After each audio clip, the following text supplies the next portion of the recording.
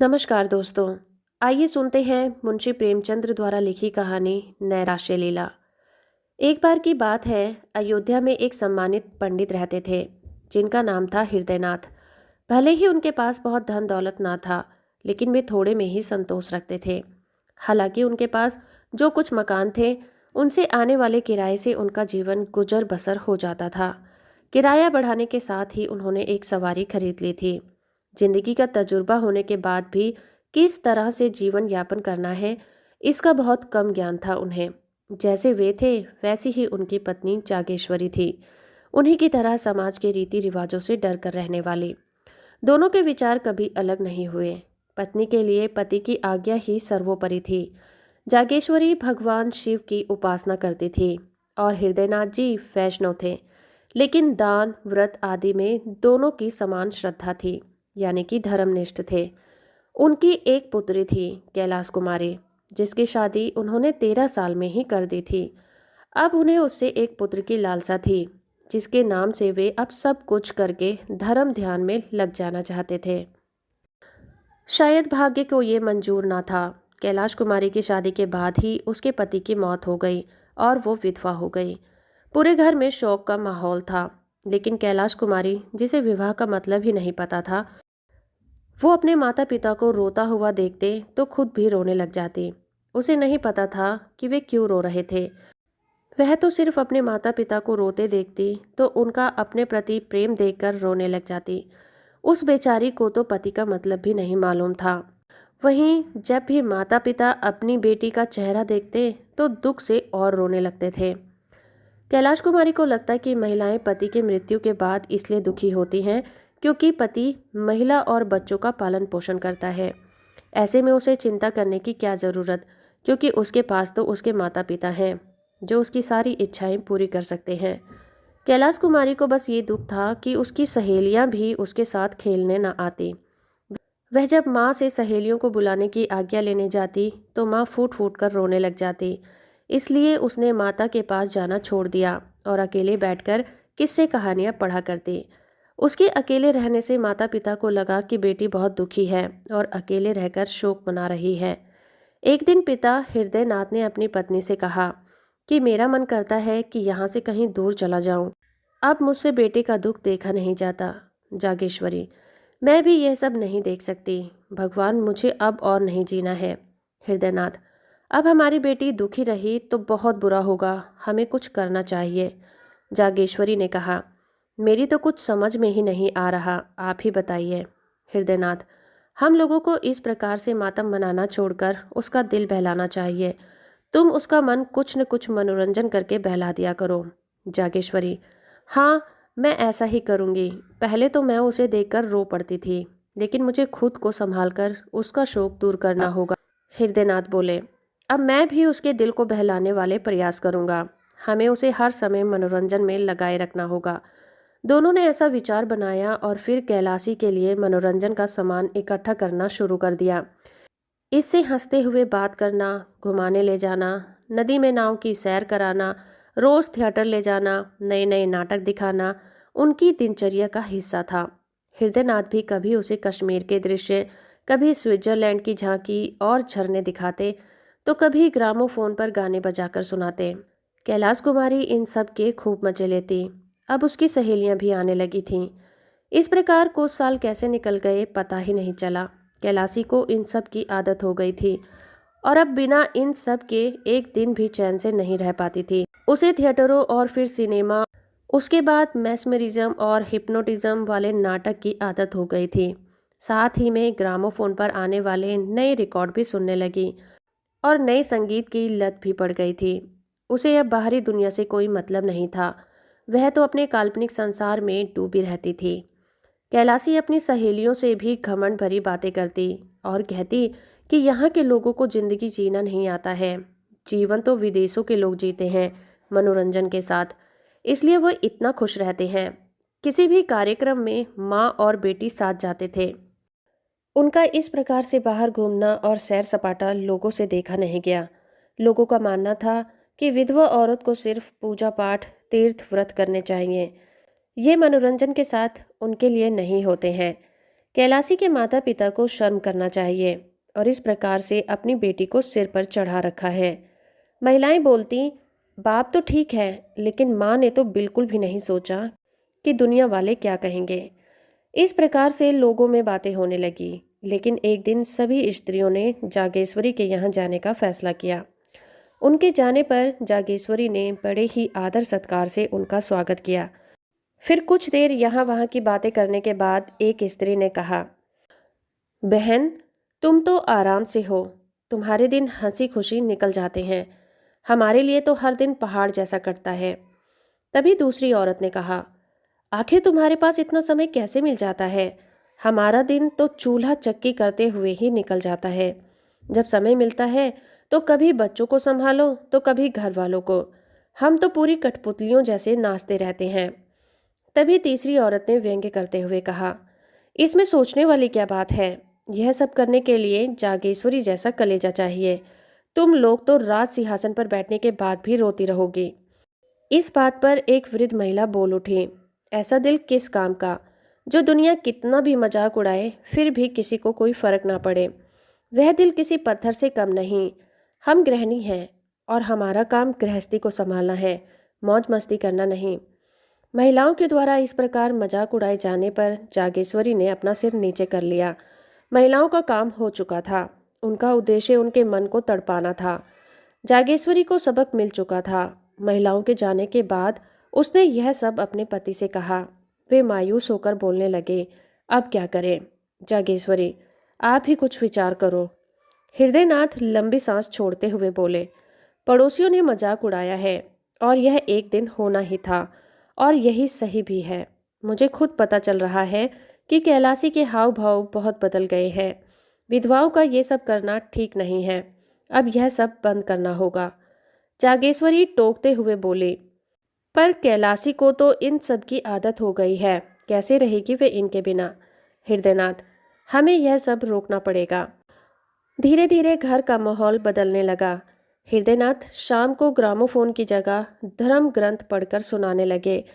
घर में माँ और बेटी धर्म निष्ठा का पालन करने लगे, संयम उपासना करने लगे।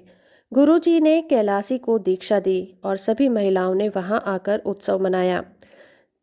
अब माँ बेटी गंगा स्नान करने लगी, मंदिर जाती, एकादशी का निर्जला व्रत रखती। गुरुजी कैलाशी को रोजाना संध्या के समय धर्मोपदेश देते। कैलाशी को कुछ दिन तक यह सब कष्टप्रद लगा, लेकिन थोड़े ही दिनों में उसे इन सब में रुचि आने लगी। उसने मनोरंजन का मार्ग छोड़कर आध्यात्म और त्याग का मार्ग अपना लिया। उसे पति और अपनी स्थिति का मतलब समझ आने लगा था। अब उसने प्रायश्चित करने का मन बना लिया था। वह साधु महात्माओं की सेवा करने लगी और यहाँ तक कि 3 साल में ही उसने संन्यास लेने का सोच लिया था। जैसे ही माता पिता को इस बात का पता चला, उन्होंने अपना सिर पकड़ लिया। माँ ने कहा कि बेटी, अभी सन्यासी बनने के लिए तुम्हारी उम्र बहुत छोटी है, ऐसी बातें मत सोचो। कैलाशी, माँ, इन सब झंझटों को जितने जल्दी छोड़ दिया जाए उतना ही अच्छा है। हृदयनाथ, क्या घर में रहकर इन सब से मुक्ति नहीं मिल सकती? तभी माँ ने कहा, इन सब में बदनामी होगी। कैलाशी बोली, जो भगवान के चरणों में अर्पण हो जाते हैं उन्हें बदनामी की चिंता नहीं होती। जागेश्वरी ने समझाया, बेटी, हमें तुम्हारा ही आसरा है। अगर तुमने संन्यास लिया तो हम किसके सहारे जिएंगे? कैलाश कुमारी, भगवान ही सबका सहारा है माँ। अगले रोज यह बात मोहल्ले वालों को पता चल गई। शुरू में तो उन्होंने आपस में ही खूब मजाक उड़ाया, लेकिन फिर कुछ पुरुष इस गुत्थी को सुलझाने के लिए हृदयनाथ के यहाँ आए। एक सज्जन बोले, क्या तुमने सुना है कि डॉक्टर गौंड का हुआ प्रस्ताव बहुत अधिक मतों में मान लिया गया है? दूसरे व्यक्ति ने कहा, ये लोग हिंदू धर्म का नाश करके मानेंगे। तीसरे व्यक्ति ने कहा, नाश तो होगा ही जब हमारे ही साधु महात्मा मासूम लड़कियों को बहकाने लगे हैं। हृदयनाथ, मेरे साथ भी ऐसा ही हुआ है, आपको तो पता ही है सब कुछ। पहले व्यक्ति, आपके ही नहीं हमारे साथ भी हो रहा है। पहला व्यक्ति, आपने उसे समझाया नहीं था क्या? हृदयनाथ, बहुत समझाया और अब हार गया, कुछ किसी की नहीं समझती। तीसरा व्यक्ति, इसे इस मार्ग पर लाना ही नहीं था। पहला व्यक्ति, अब पछताने पर क्या होगा? कुछ लोगों की सलाह है कि विधवाओं से अध्यापिका का काम कराना चाहिए। दूसरा व्यक्ति, सलाह अच्छी है। आस पड़ोस की कन्याएं पढ़ने को आ जाएंगी और लड़की का मन भी लग जाएगा। हृदयनाथ, मैं उसे फिर से समझाऊंगा। जैसे ही लोग गए, हृदयनाथ ने कैलाश कुमारी को समझाने का प्रयास किया। पहले तो हृदयनाथ को कैलाश कुमारी को समझाने में कठिनाई हुई, लेकिन धीरे धीरे कैलाशी की सोच बदलने लगी और वह मान गई। हृदयनाथ ने मोहल्ले वालों की बच्चियों को जोड़कर पाठशाला शुरू कर दी। पंडित जी खुद कैलाशी के साथ पाठशाला में पढ़ाने गए। कुछ ही दिन में पाठशाला चल गई और दूसरे मोहल्लों की कन्याएं आने लगी। कैलाश कुमारी पूरे दिन लड़कियों के साथ रहती, पढ़ाने के साथ ही उनके साथ खेलती, सिलाई सिखाती रहती। पाठशाला अब एक परिवार बन गया था। किसी भी लड़की के बीमार होने पर कैलाश कुमारी उनके घर जाकर उनकी सेवा करती। एक दिन की बात है, पाठशाला की एक बच्ची को चेचक निकल आया। तब कैलाशी उनके घर उसकी तबीयत के बारे में पूछने चली गई। लड़की की तबीयत खराब थी। कैलाशी को देखकर ऐसा लगा कि उसके सारे दुख भाग गए। 1 घंटे के बाद कैलाशी जब जाने लगी तो लड़की रोने लगी। लड़की उसे छोड़ने के लिए तैयार नहीं थी। हृदयनाथ जब भी कैलाशी को बुलाने के लिए आदमी भेजते, वह मना कर देती। कैलाशी 3 दिन तक लड़की के पास रही। अगले दिन जब लड़की की तबीयत में सुधार हुआ तो वो घर आ गई, मगर जैसे ही नहाने के लिए तैयार हुई कि तभी एक आदमी दौड़ता हुआ आया और कहने लगा कि लड़की की हालत बहुत नाजुक हो रही है और वह आपको ही याद कर रही है। हृदयनाथ ने गुस्से से कहा, किसी अस्पताल से नर्स को बुला लो। कैलाशी कुमारी ने कहा, बाबा आप गुस्सा मत हो, उनकी जान बचाने के लिए मैं 3 महीने तक उनकी सेवा कर सकती हूँ। हृदयनाथ, तो फिर पाठशाला कौन संभालेगा? कुछ दिन आप संभाल लो, जैसे ही वो अच्छी होगी मैं आ जाऊंगी। हृदयनाथ, बात को समझो, यह बीमारी छूने से फैलती है। कैलाशी, अगर मर गई तो आपकी ही विपत्ति टलेगी। इतना बोलकर वो बिना भोजन किए वहां से चली गई। हृदयनाथ जागेश्वरी से कहने लगे, मुझे लगता है कि जल्दी ही पाठशाला को बंद करना होगा। जागेश्वरी, आपने सही कहा, आखिर पाठशाला को संभालेगा कौन? हृदयनाथ, मैं भी क्या करूं, जो भी उपाय करता हूं कुछ ही दिनों में हमें ही मुसीबत में डाल देता है। मुझे अब बदनामी का डर सताने लगा है, क्योंकि लोग कहेंगे कि लड़की पराये लोगों के घर आती जाती है, कई कई दिनों तक वहीं रहती है। जागेश्वरी, तो आप उसे पढ़ाने से मना कर दीजिए, और क्या कहें। कैलाश कुमारी के वापस आने तक हृदयनाथ पाठशाला बंद कर चुके थे। इसे देखकर कैलाशी ने गुस्से से तीव्र स्वर में कहा, यदि बदनामी का डर है तो मुझे जहर दे दें, आपके पास इसके सिवा और कोई उपाय नहीं हो सकता है। हृदयनाथ ने उसे समझाया, बेटी इस संसार में रहना है तो संसार के अनुसार ही काम करना पड़ेगा। कैलाशी, अगर ऐसा है तो मुझे बताइए कि ये लोग आखिर क्या चाहते हैं मुझसे। मैं क्यों संसार के नियमों को निभाने के चक्कर में एक कठपुतली बनूं? मेरे अंदर भी जान है, मुझे भी जीने की चाह है। मैं अपने आप को दुखिया नहीं मान सकती और ना ही रोटी का एक टुकड़ा खाकर रह सकती हूँ। बताइए मैं ऐसा क्या करूँ? ये लोग मुझे जो चाहे समझें, लेकिन मैं अभागिनी नहीं। मुझे पता है कि मैं खुद के आत्मसम्मान की रक्षा कैसे कर सकती हूँ। मैं कोई जानवर नहीं हूँ जो समाज एक लाठी लेकर मेरे पीछे पड़ा रहे। इतना बोलकर कैलाश कुमारी वहां से चली गई। इसके बाद से वह अपनी लाचारी और स्त्रियों की बेबसी के बारे में सोचने लगी। उसे लगने लगा कि महिला पुरुषों के अधीन क्यों है? क्या एक स्त्री का यही भाग्य है? यह सोचकर अपने नसीब और समाज के द्वारा दिए गए अत्याचार पर दुखी और नाराज हो जाती थी। पाठशाला के बंद हो जाने के बाद कैलाश कुमारी को पुरुषों से अंदर ही अंदर जलन होने लगी। महिलाओं की बेबसी पर कैलाशी बार बार झुंझला जाती। एक दिन की बात है, उसने अपने बाल गूंथ कर जूड़े में गुलाब का फूल लगा लिया। जैसे ही माँ ने उसे ऐसा करते देखा तो गुस्से में होठों से जीभ दबा ली। ठीक ऐसे ही दिन उसने रेशमी साड़ी पहनी, जिसे देखकर आस पड़ोस की महिलाओं ने खूब आलोचनाएं की। अब वो एकादशी व्रत भी नहीं रखती थी, साथ ही कंघी और आईने को वह छोड़ने लायक नहीं समझती थी। शादियों के दिन शुरू हो गए थे। मोहल्ले की सभी स्त्रियां गैलरी में आकर दूल्हे को देखती थी। जागेश्वरी भी उनमें से एक थी। इसके विपरीत कैलाश कुमारी कभी भी इन बारातों को नहीं देखती थी। उसकी नज़रों में बारात का मतलब था कि ये सीधी सादी लड़कियों का शिकार है। बारातियों को वह शिकारी कुत्ते समझती। उसे बस यही लगता था कि ये शादी नहीं, बलिदान है एक महिला का। दिन गुजरे, तीज व्रत का भी दिन आ गया। घरों में सफाई के साथ ही स्त्रियां व्रत रखने को तैयार होने लगीं। वही व्रत की तैयारी जागेश्वर ने भी की। अपने लिए नई नई साड़ियां मंगाई। हमेशा जैसे ही कैलाशी के ससुराल से भी कपड़े, मिठाइयाँ और खिलौने आए। ये विवाहित महिलाओं का व्रत है, लेकिन विधवा भी इसे सही रीति रिवाज से करती हैं। उनका संबंध पति से शारीरिक नहीं बल्कि आध्यात्मिक होता है। अभी तक तो कैलाश कुमारी यह व्रत रखती थी, लेकिन अब उसने निश्चय कर लिया था कि वह व्रत नहीं रखेगी। माँ ने सुना तो सिर पीट लिया। वह बोली, बेटी, यह व्रत रखना हमारा धर्म है।